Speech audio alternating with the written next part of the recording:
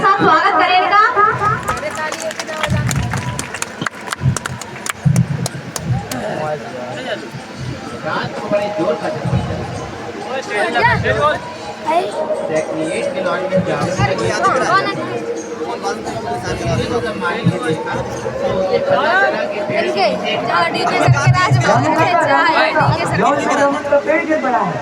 बाबूजी बाबूजी दोनों जामुन का पेड़ कितना है? अरे कच्चा कच्चा ना करो। तो बड़े ना ये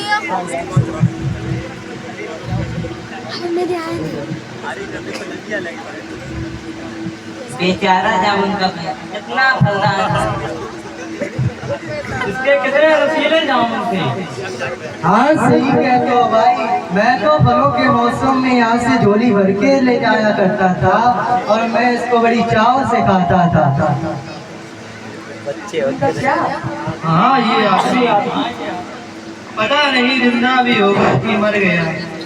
अरे भाई इतना भारी पेड़ अगर किसी पे गिरेगा तो मर ही गया होगा। नहीं मैं जिंदा हूँ। अरे ये तो जिंदा है। चलो मिलकर इस पेड़ को हटाते हैं। अरे इतना भारी पेड़ कैसे उठेगा?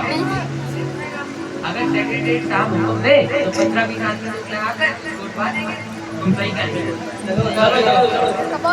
एक साथ बहुत से लोग पेड़ को उठाने को तैयार हो गए। मैं एक बार अंडर सेक्रेटरी से पूछती हूँ। सुपरिटेंडेंट अंडर सेक्रेटरी के पास से आप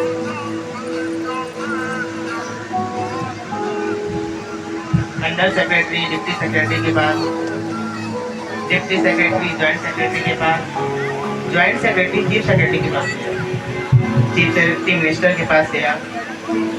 वहीं से फाइल वापस होने लगी। फाइल चलती रही। इसी में आधा दिन बीत गया। दोपहर के खाने पर दबे हुए आदमी के चारों ओर भीड़ इकट्ठी हो गई। लोग तरह तरह की बातें कर रहे थे। कुछ मनचले लड़कों ने समस्या को खुद ही सुलझाना चाहा। वे हुकूमत के फैसले का इंतजार किए बिना ही पेड़ को अपने आप हटा देने का निश्चय कर रहे थे कि इतने में सुपरिटेंडेंट फाइल लेकर भागा आया। हम लोग पेड़ को खुद नहीं हटा सकते हैं क्योंकि हम लोग व्यापार विभाग से संबंधित है, क्योंकि पेड़ की समस्या है। ये कृषि विभाग के अधीन आती है। फाइल को अर्जेंट मान करके कृषि विभाग में भेज रहा हूँ। जैसे ही वहाँ से उत्तर आएगा और इस पेड़ को हटवा दिया जाएगा। दूसरे दिन कृषि विभाग से उत्तर आया कि पेड़ व्यापार विभाग के लॉन में गिरा है, इसलिए इस पेड़ को हटवाने या न हटवाने की जिम्मेदारी व्यापार विभाग पर पड़ती है। यह उत्तर पढ़कर व्यापार विभाग को गुस्सा आ गया। पेड़ हटवाने न हटवाने की जिम्मेदारी कृषि विभाग पर लागू होती है, इसमें व्यापार विभाग का कोई संबंध नहीं है। दूसरे दिन फाइल चलती रही। शाम को जवाब आ गया। जामुन का पेड़ कृषि विभाग के अंतर्गत नहीं आता। लोग इस मामले को विभाग के हवाले करें क्योंकि 15 मिनट का मामला है। रात को माली ने दबे हुए आदमी को दाल भात खिलाया, जबकि उसके चारों तरफ पुलिस पहरा दे रही थी।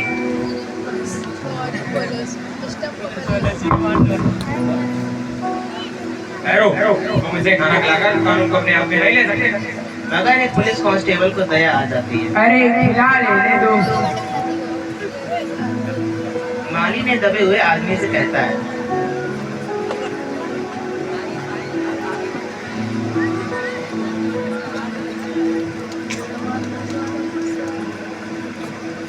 आवाज कहाँ से गई?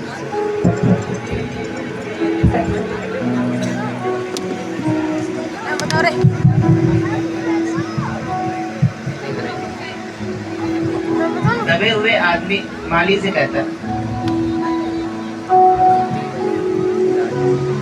ये तो सही हुआ कि ये जामुन का पेड़ तुम्हारे कूल्हे पर गिरा है। अगर पीठ पर गिरता तो तुम्हारी रीढ़ की हड्डी भी टूट जाती।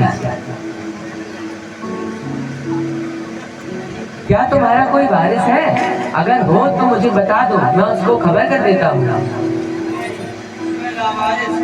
माली खेत पर तीसरे दिन हॉर्टिकल्चर डिपार्टमेंट से जवाब आ गया। बड़ा कड़ा जवाब था और व्यंग्यपूर्ण। हॉर्टिकल्चर डिपार्टमेंट का सेक्रेटरी शायद प्रेमी आदमी जान पड़ता था। उसने लिखा था,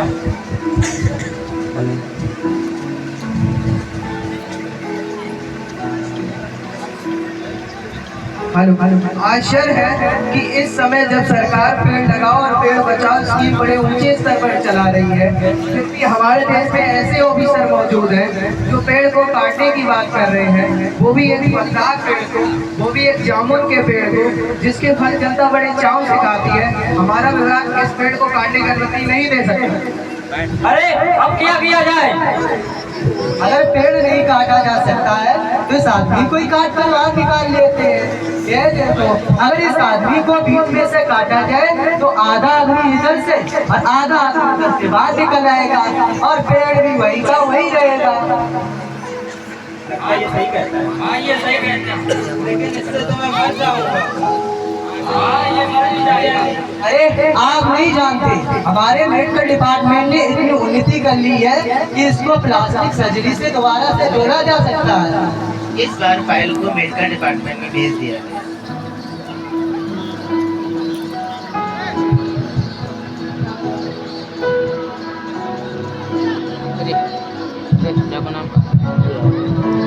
मैं अपने सबसे योग्य प्लास्टिक सर्जन को इस जांच के लिए भेजता हूँ।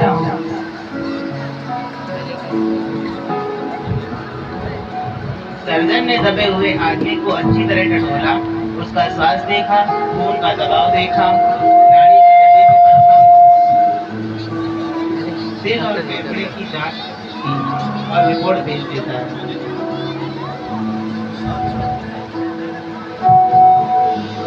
इस आदमी को आधा यहाँ से और आधा यहाँ से काट कर निकाला जा सकता है और इसकी सर्जरी भी सफलतापूर्वक हो जाएगी, मगर आदमी मर जाएगा। इसलिए यह फैसला भी रद्द किया गया। रात को माली ने दबे आदमी को मुंह में खिचड़ी डालते हुए उसे बताता है,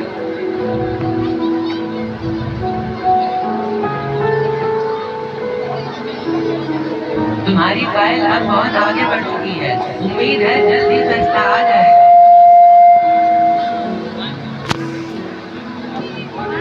कल सारे सेक्रेटरीट मीटिंग है, उसमें तुम्हारा यह मुद्दा रखा जाएगा, उम्मीद है सब सही होगा।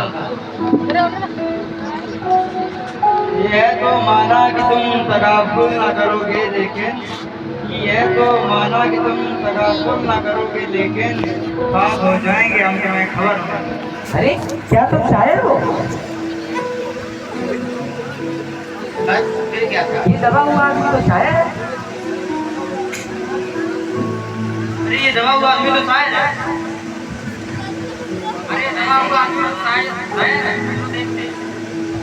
थोड़ी ही देर में सेक्रेटरिएट में यह अफवाह फैल गई कि दबा हुआ आदमी शायर है। बस फिर क्या था।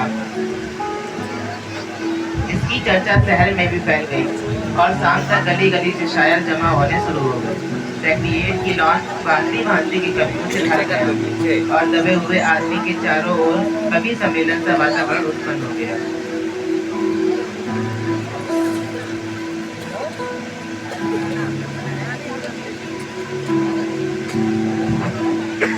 चूंकि दबा हुआ आदमी कवि है, तो इस फाइल का संबंध ना एग्रीकल्चर डिपार्टमेंट से है ना हॉर्टिकल्चर डिपार्टमेंट से। इस फाइल का तो संबंध कल्चर डिपार्टमेंट से है।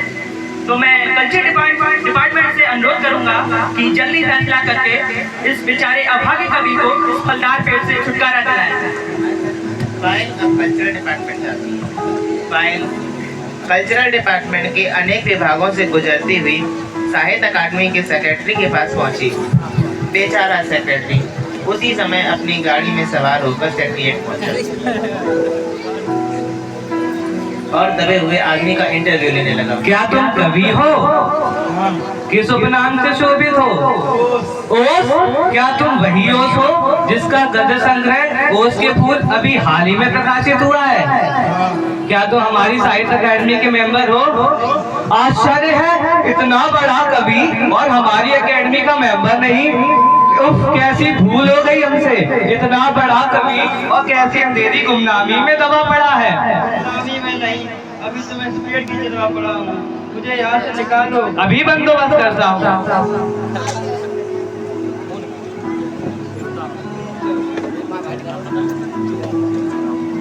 दूसरे दिन सेक्रेटरी भागा भागा कवि के पास आया और बोला, मुबारक हो, मुबारक हो, यह लो मिठाई खाओ। तुम्हें हमारी सरकारी साहित्य अकेडमी ने अपनी केंद्रीय शाखा का मेंबर चुन लिया है। यह लो चुनाव पत्र। मगर मुझे यहाँ से निकालो। ये हम नहीं कर सकते, हमें जो करना था वह हमने कर दिया। हम ये तो यहाँ तक कर सकते हैं, अगर तुम मर जाओ तो तुम्हारी पत्नी को वजीफा दे सकते हैं। नहीं, मैं जीवित हूँ, मुझे जिंदा ही रहने दो। मुसीबत यह है हमारा विवाद सिर्फ कल्चर से संबंधित है और पेड़ काटने का मामला कलम दबाव से नहीं आरी कुल्हाड़ी से संबंधित है। इसलिए हमने वन विभाग को लिख दिया है और अर्जेंट लिखा है। शाम को माली ने आकर दबे हुए आदमी को बताया।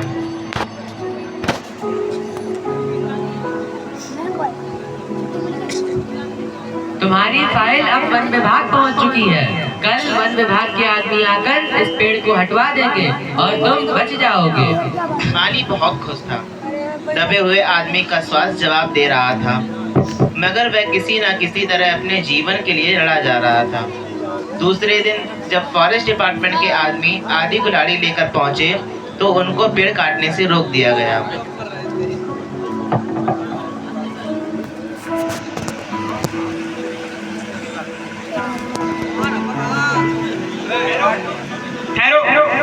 मालूम हुआ कि विदेश विभाग से हुक्म आया है कि इस पेड़ को ना काटा जाए। इसका कारण यह है ब्रिटानिया राज्य के प्रधानमंत्री ने 10 साल पहले इस पेड़ को सेक्रेटरीट के लॉन में लगवाया था।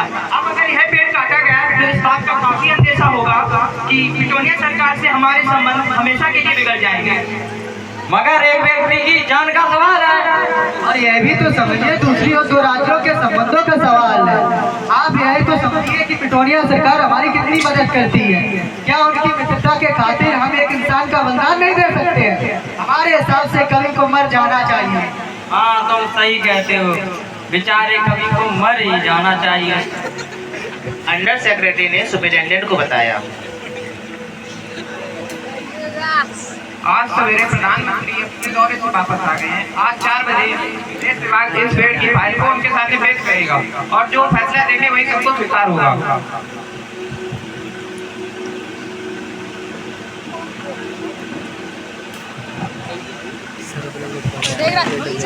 शाम के 5 बजे स्वयं सुपरिटेंडेंट कवि की फाइल लेकर उसके पास आया।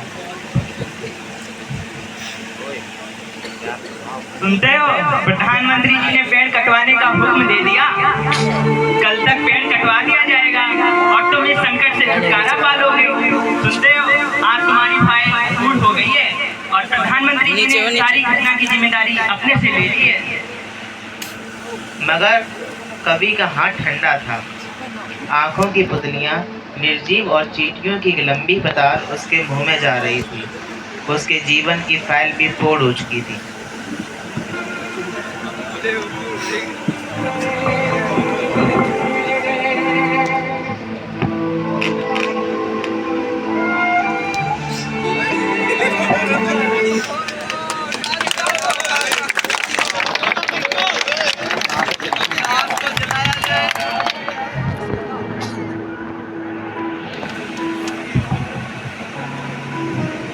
नाटक जामुन का पेड़ हमें यह सिखाता है कि इंसानियत सबसे बड़ी चीज होती है। नाटक में सरकारी अधिकारी एक घायल व्यक्ति की मदद करने के बजाय आपस में झगड़ते रहते हैं कि पेड़ किस विभाग का है। उनकी लापरवाही के कारण यह व्यक्ति मर जाता है। यह घटना हमारे समाज की उस सच्चाई को दिखाती है जहाँ नियम और औपचारिकताएं मानवता से ऊपर रखी जाती हैं। प्रस्तुत नाटक में हंसते हंसते ही हमारे भीतर इस बात की समझ पैदा होती है कि कार्यालय तौर तरीके में पाया जाने वाला विस्तार कितना निरर्थक और पदों का क्रम कितना हास्यास्पद है और हमें इस कितने संवेदनशील और अमानवीय होते जा रहे हैं। अतः संदेश यह है कि मनुष्य का कर्तव्य सबसे पहले मानवता निभाना है। नियम बाद में आते हैं। मानवता से बढ़कर कोई धर्म नहीं होता है। धन्यवाद।